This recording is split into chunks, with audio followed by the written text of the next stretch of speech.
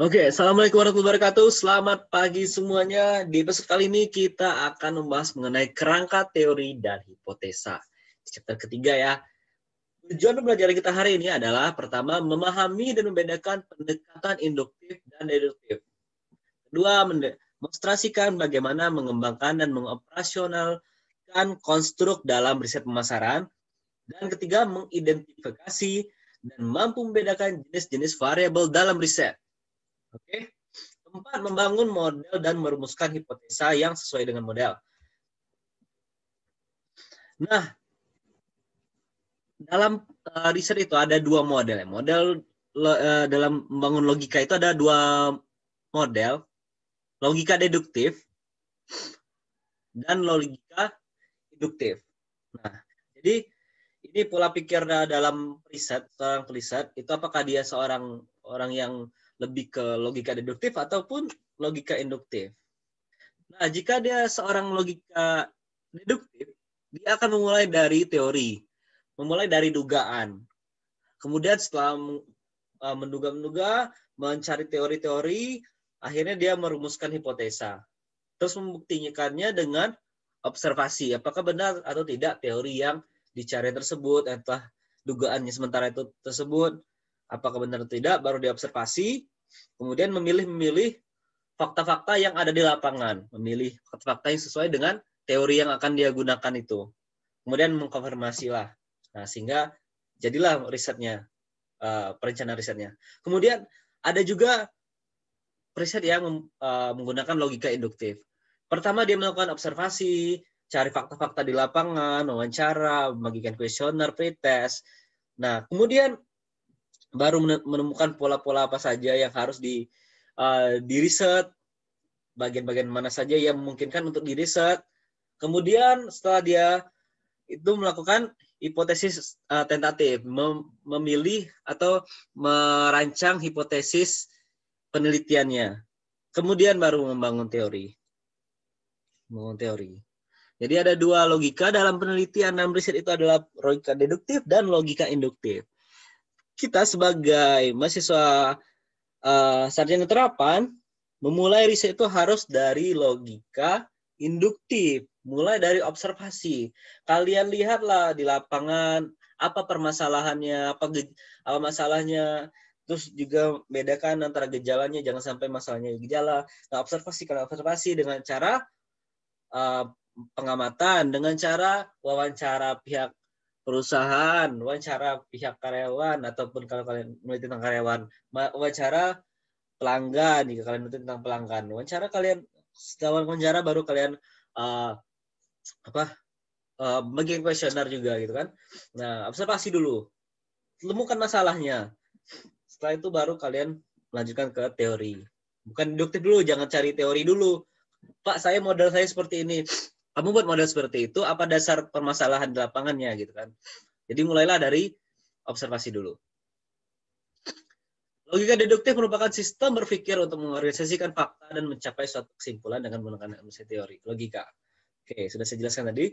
Logika induktif dimulai bukan dengan asumsi yang telah dimiliki, tetapi lebih mendasarkan diri pada observasi, pada kenyataan yang ada. Nah, ini contoh kombinasi logika deduktif dan induktif. Bisa nggak Pak dikombinasikan? Bisa dikombinasikan. Pertama kita melakukan observasi gitu kan, ternyata ketemu fakta bahwa kinerja staf layanan yang buruk. Oke, jika kalian merasa sayang yang saya jelaskan ini terlalu cepat ya, speednya dikurangi aja itu 0,75 gitu kan, dikurangi aja speednya. Oke, ketemulah faktanya kinerja staf layanan yang buruk. Kenapa demikian? Nah, gitu kan. Baru muncullah kita hipotesa. Kemampuan staf layanan baru yang masih rendah gitu kan. Nah, kalau kita melakukan penelitian yang hanya menggunakan logika induktif, stop sampai di sini. Kita teliti mengenai kemampuan staf layanan baru yang rendah. Kalau kita hanya menggunakan logika induktif. Kalau kita menggunakan dua-duanya, kita lanjut lagi. Nah, deduktif kan, kita cari teorinya, kita cari literatur review yang mendukung. Nah, akhirnya kita menemukan fakta lagi bahwa setelah kita cari teori, terus kita observasi lagi, kita temukan bahwa staf baru sering dikomplain pelanggan. pesanan banyak yang tidak terpenuhi. Nah, gitu. Jadi ini bisa dikombinasikan. Apakah kita memulai dari observasi dulu ataukah kita memulai dari teori dulu? Atau dua-duanya seperti ini. Pengembangan konstruk. Fokus perhatian utama dalam riset itu variabel, variabel yang pada dasarnya dapat dikelompokkan ke dalam objek dan konstruk. Oke, kan mungkin kalian sudah dengar ya variabel ya. Variabel apa sih yang akan kita teliti gitu kan? Misalnya kualitas layanan, misalnya kepuasan pelanggan.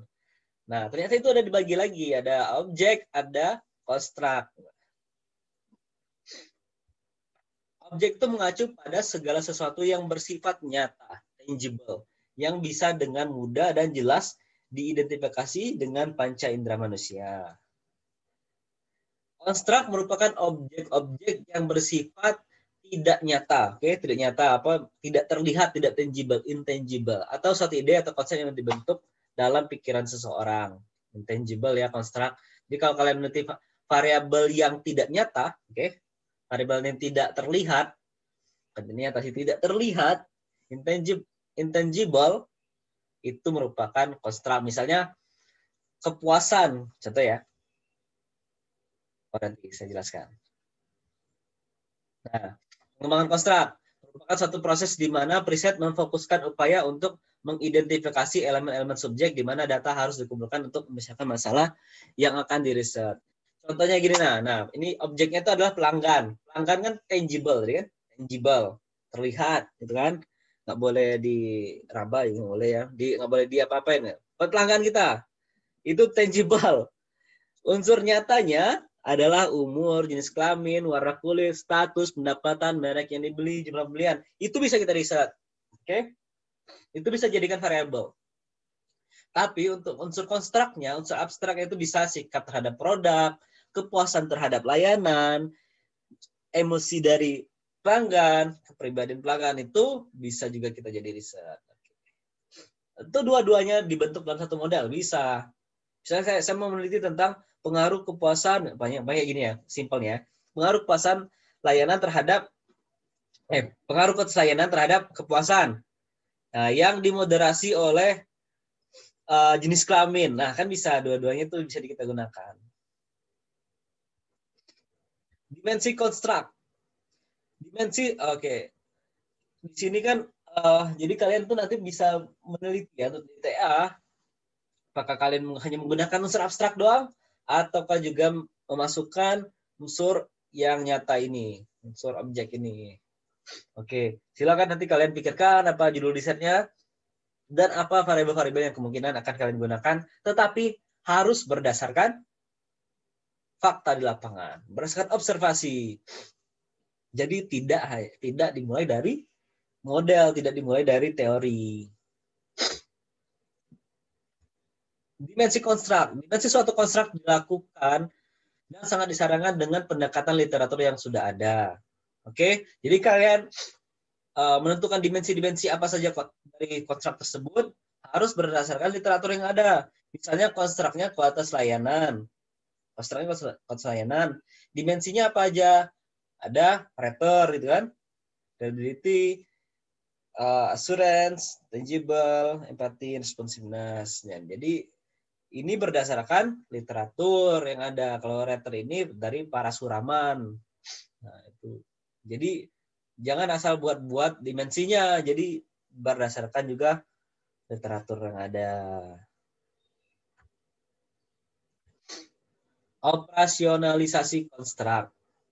Operasionalisasi konstruk merupakan suatu proses di mana peneliti menjelaskan makna suatu konsep serta menetapkan elemen-elemen yang digunakan untuk mengukurnya. Contohnya, nah konstruknya ini adalah pertama ini adalah kepuasan terhadap resepsionis. Item di sini maksudnya item pertanyaannya. Oke. Operasionalisasi variabelnya, operasionalisasi konstruknya, persepsi pelanggan terhadap keinginan dan kemampuan resepsionis untuk melayani dan lingkungan fisik bagian resepsionis. Nah, jadi di sini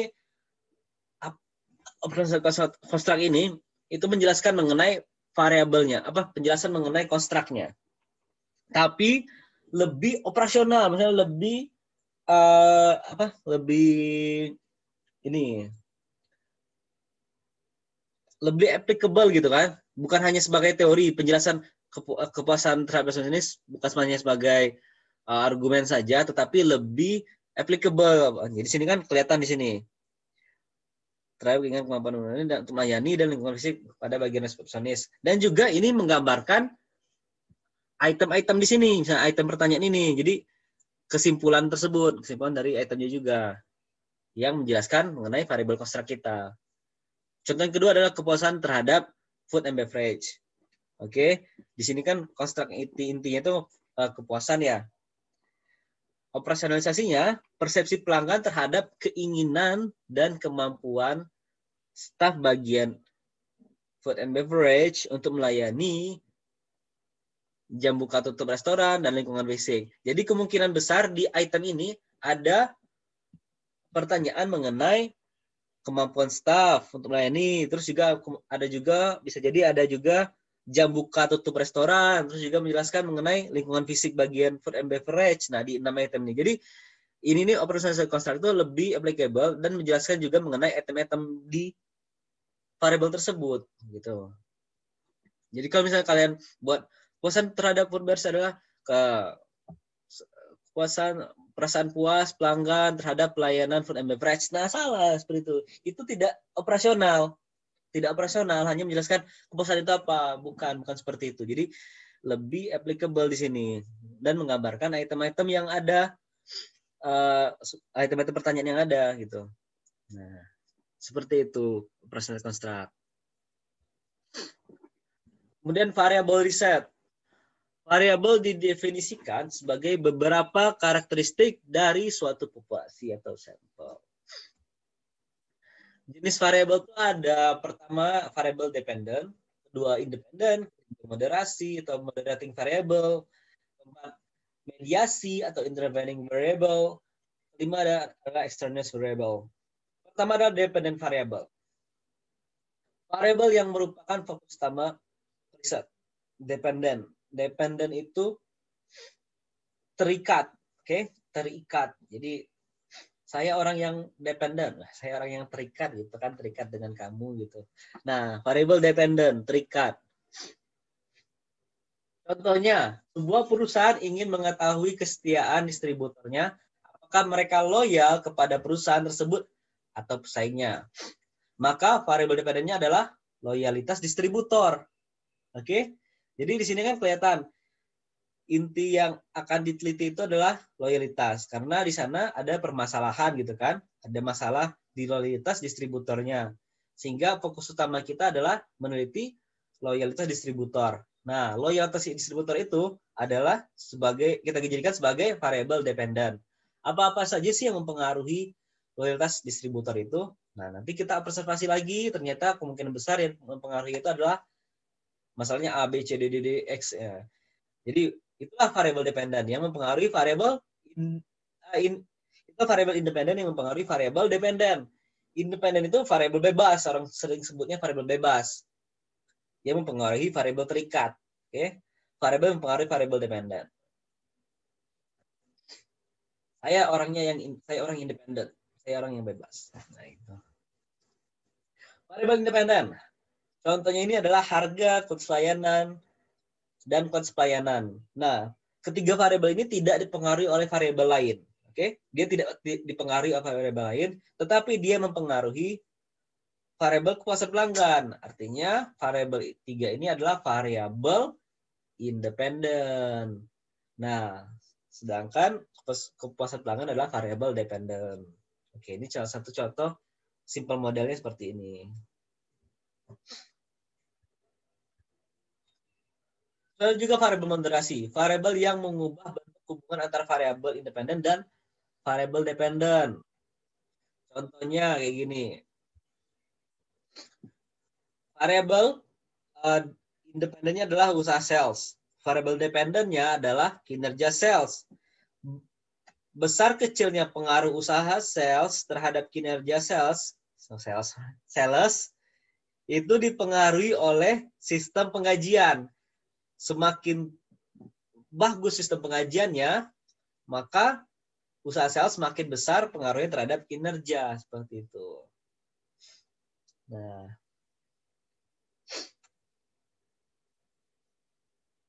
variabel mediasi, variabel yang menjadi perantara pengaruh variabel independen terhadap variabel dependen. Contohnya itu adalah ini.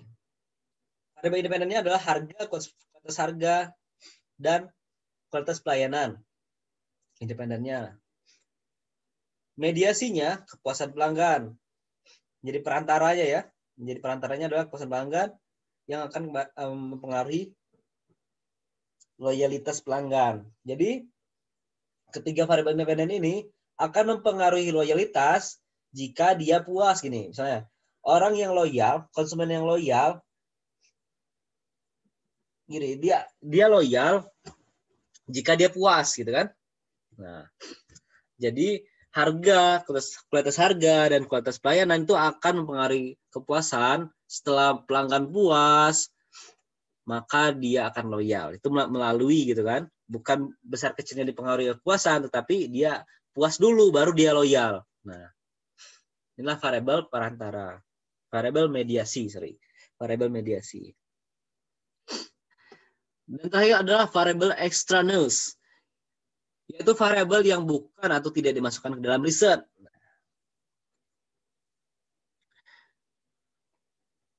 Nah, jadi gini, dalam riset itu kan kita misalnya riset kuantitatif gini kan, ada itu variabel dependen, independen,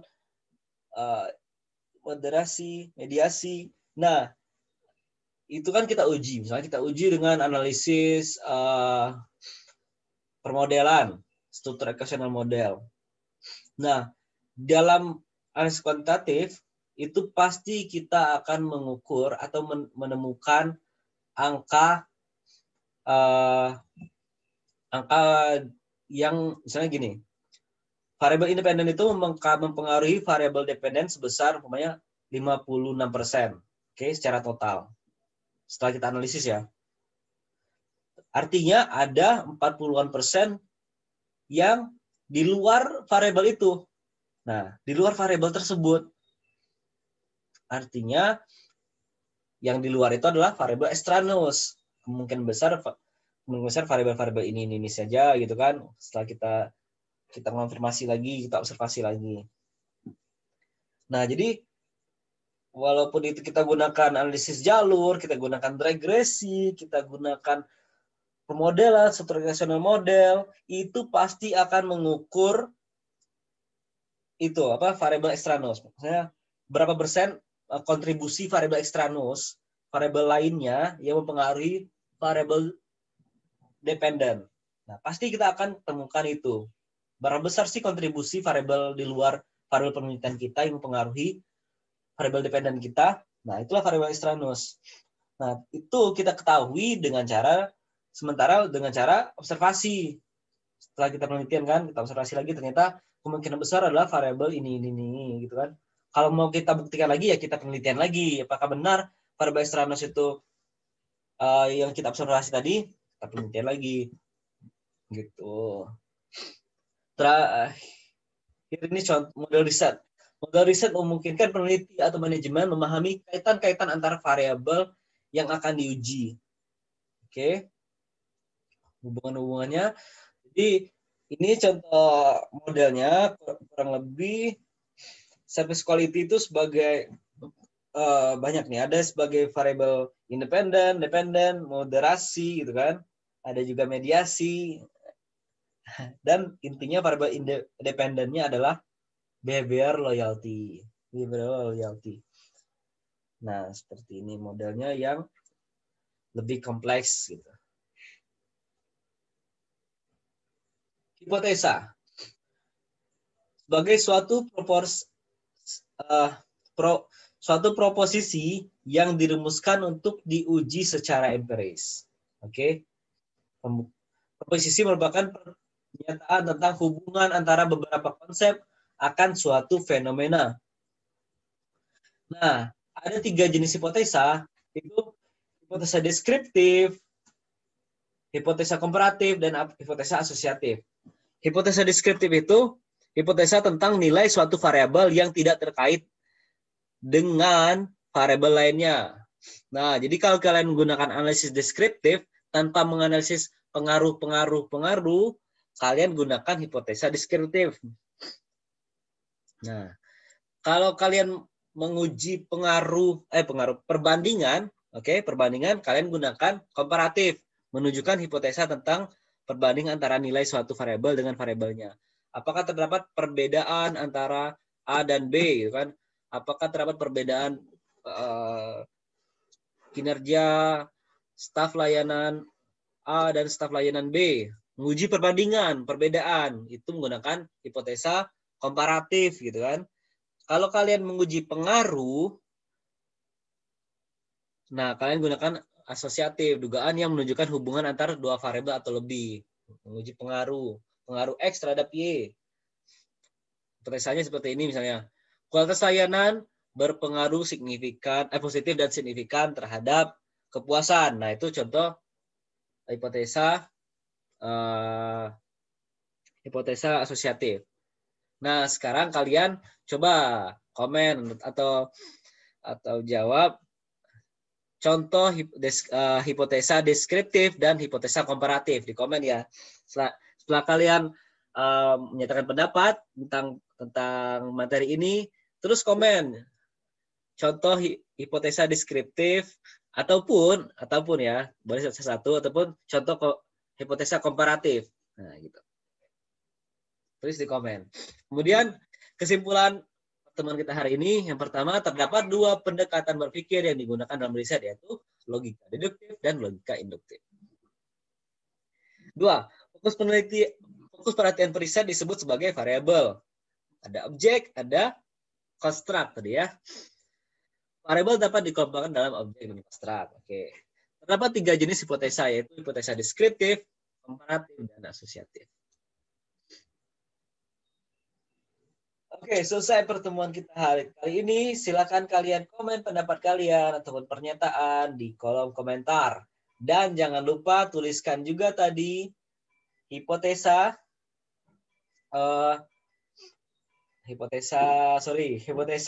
deskriptif dan hipotesa komparatif di kolom komen. Contohnya saja satu misalnya. Oke. Cukup sekian materi pertemuan kita kali ini. Kurang lebih saya mohon maaf jika ada kesalahan. Assalamualaikum warahmatullahi wabarakatuh.